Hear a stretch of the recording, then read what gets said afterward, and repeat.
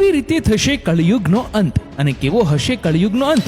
ભગવાન વિષ્ણુ તેમના કલ્કી અવતારમાં ક્યારે જન્મ લેશે અને શું તમે જાણો છો કે કળિયુગ પછી પાંચમો કયો યુગ આવશે? તો ચાલો જાણીએ આજના આ વિડીયોમાં.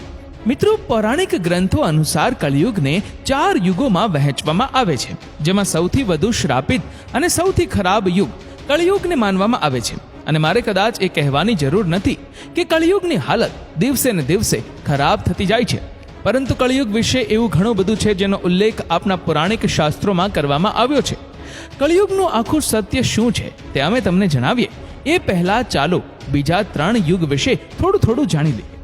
સતયુગ એટલે સત્યનો યુગ. પુરાણોમાં સતયુગનો સમયગાળો 17,28,000 વર્ષ જણાવવામાં આવ્યો છે. સતયુગમાં પ્રતિકાત્મક રીતે ધર્મના 4 સ્તંભ હતા: તપ, સત્ય, પવિત્રતા અને દયા. તમે આને ધર્મના 4 પગ પણ કહી શકો છો. આ સમયે મનુષ્યની લંબાઈ 32 ફૂટ હતી. મતલબ થોડું વિચારો કે તે સમયનો માણસ લગભગ 21 હાથ જેટલી ઊંચાઈ ધરાવતો હતો. સતયુગમાં મનુષ્યનું આયુષ્ય પણ ઘણું લાંબુ હતું.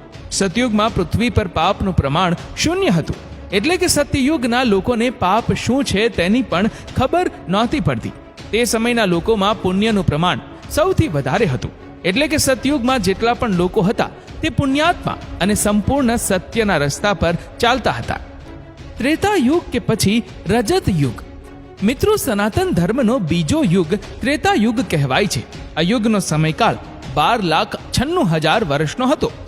આ યુગને ઘણા બધા લોકો સિલ્વર એજ તરીકે પણ ઓળખે છે. આ યુગમાં ધર્મના 3 જ સ્તંભ જોવા મળે છે: સત્ય, પવિત્રતા અને દયા. હકીકતમાં ધર્મનો ચોથો સ્તંભ તપ એ ત્રેતા યુગના અંતમાં જ ઓછો થઈ ગયો હતો.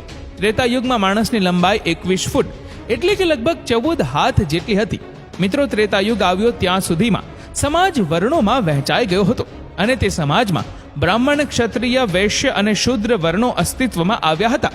આ યુગમાં લોકો પોતાની ફરજોનું પાલન કરતા હતા, પરંતુ તેમની અંદર લોભ અને ઈર્ષ્યાની ભાવનાએ કબજો કરી લીધો હતો. તેથી જ ત્રેતા યુગમાં પાપનું પ્રમાણ વધીને 25% થઈ ગયું હતું અને પુણ્યનું પ્રમાણ ઘટીને 75% થઈ ગયું હતું. જ્યારે આ યુગમાં ભગવાન વિષ્ણુએ તેમના વામન અને રામ અવતારમાં અવતાર લીધો હતો અને તેની સાથે જ રાજા બલિ અને રાવણ જેવા મહાન રાક્ષસો પણ આ જ યુગમાં થયા હતા. રાજા બલિ, જેણે ભગવાન વામનને આખી પૃથ્વી દાન કરી દીધી હતી, જ્યારે રાવણ, જેણે માતા સીતાનું અપહરણ કર્યા પછી પણ તેને સ્પર્શ પણ ન હતો કર્યો. દ્વાપર યુગ. મિત્રો, દ્વાપર યુગને સનાતન ધર્મનો ત્રીજો યુગ માનવામાં આવે છે. આ યુગનો સમયગાળો 8,64,000 વર્ષ સુધીનો હતો. આ યુગમાં ધર્મના માત્ર 2 જ સ્તંભો બચ્યા હતા અને તે હતા સત્ય અને દયા. આ યુગના લોકો તેમનું કર્તવ્ય ભૂલી ગયા હતા. વાસના, ક્રોધ અને લોભ જેવી લાગણીઓ લોકોના મનમાં પ્રવેશી ગઈ હતી. એટલે કે આ યુગમાં અડધા મનુષ્યો પાપી હતા અને અડધા પુણ્યશાળી પણ હતા. જો કે ઇતિહાસનું સૌથી મોટું યુદ્ધ મહાભારત દ્વાપર યુગમાંના સમયાંતરમાં જ થયું હતું, જેમાં એક સંપૂર્ણ સમાજ વચ્ચે એક સ્ત્રીને શરમાવવામાં આવી હતી. આ યુગમાં ધર્મનો વ્યાપ વધારવા માટે ભગવાન વિષ્ણુએ તેમના કૃષ્ણ અવતારમાં અવતાર લીધો અને યુદ્ધની શરૂઆત કરી હતી. અને ધર્મની સ્થાપના કરવા માટે ભગવાન કૃષ્ણએ મહાભારતના મહાયુદ્ધમાં પાંડવોનો સાથ આપ્યો. અને આ જ સમયે દ્વાપર યુગમાં ભગવાન કૃષ્ણએ કુરુક્ષેત્રની યુદ્ધભૂમિમાં અર્જુનને ગીતાનું જ્ઞાન આપીને સમગ્ર માનવ સમાજને ધર્મના મહત્વનો પરિચય કરાવ્યો હતો. અને હવે કલયુગ. મિત્રો, કલયુગ એ સનાતન ધર્મનો ચોથો અને છેલ્લો યુગ છે. પુરાણોમાં કળયુગનો સમયગાળો 4,32,000 વર્ષ બતાવવામાં આવ્યો છે. અત્યારે આપણે બધા જે યુગમાં જીવી રહ્યા છીએ તે કલયુગ જ છે. અત્યારે કલયુગનો પહેલો તબક્કો ચાલી રહ્યો છે. પુરાણોને ધ્યાનમાં રાખીને નિષ્ણાંતો દ્વારા કરવામાં આવેલી ગણતરી મુજબ કલયુગના હજી સુધી માત્ર 5,000 વર્ષ જ વીત્યા છે. એટલે કે કળિયુગના અંતને હજુ આશરે 4,27,000 વર્ષ બાકી છે. અને યુગમાં ધર્મનો ફક્ત એક જ સ્તંભ બચ્યો છે અને તે છે દયા. દયા કે જે આ યુગના અંત સુધીમાં સમાપ્ત થઈ જશે. પરંતુ સાથે જ વિષ્ણુ પુરાણમાં એવું પણ કહેવામાં આવ્યું છે કે જેમ જેમ કલયુગનો અંત નજીક આવશે તેમ તેમ માણસની ઉંમર પણ ઘટતી જશે અને અંતે માણસની ઉંમર ઘટીને માત્ર 20 થી 30 વર્ષ જ રહી જશે.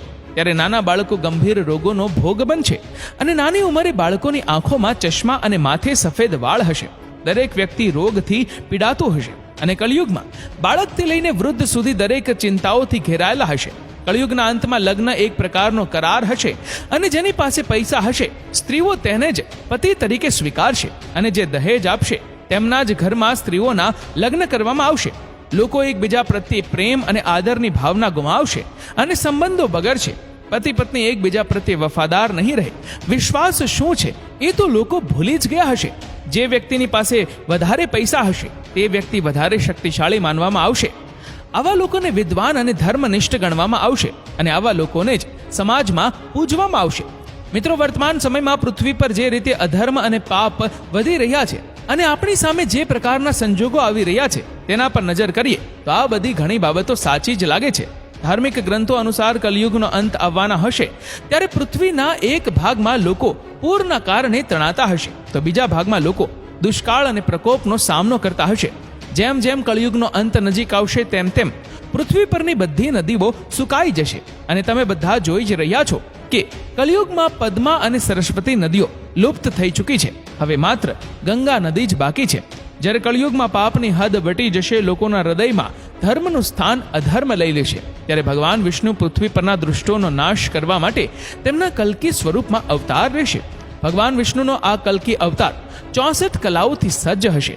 તે સમયે તે સફેદ ઘોડા પર સવાર થઈને જગતમાંથી પાપીઓનો નાશ કરશે અને ત્યારે તેના એક હાથમાં તલવાર હશે જ્યારે બીજા હાથમાં તીર અને ધનુષ હશે.